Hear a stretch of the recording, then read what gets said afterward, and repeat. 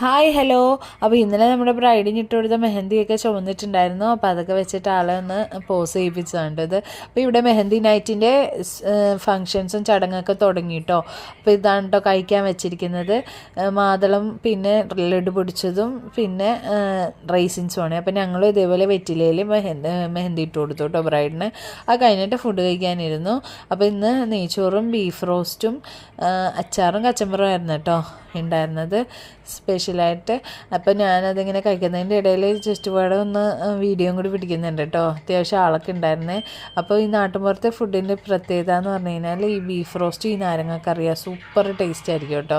അപ്പോൾ ഇതൊക്കെ കഴിഞ്ഞിട്ട് ഞാൻ എൻ്റെ കയ്യിലൊന്ന് മെഹന്തി ഇടിപ്പിക്കുവാണ്. എൻ്റെ കസിന് ഇട്ടുകൊണ്ടിരിക്കുകയാണ്. സിമ്പിൾ ഡിസൈൻ ആണെങ്കിലും കുറച്ച് എഫേർട്ട് എടുക്കേണ്ടി വന്നു കേട്ടോ. ഇത് ഇടാൻ വേണ്ടി കുറച്ച് ടൈം എടുത്തു. അപ്പോൾ അതൊക്കെ ഇട്ടിട്ടുണ്ട്. ഇനി നാളെ ഇത് ചുമക്കുമെന്നൊക്കെ നോക്കാം കേട്ടോ. അപ്പോൾ നാളെ കല്യാണ വിശേഷം കൊണ്ട് വരാവേ.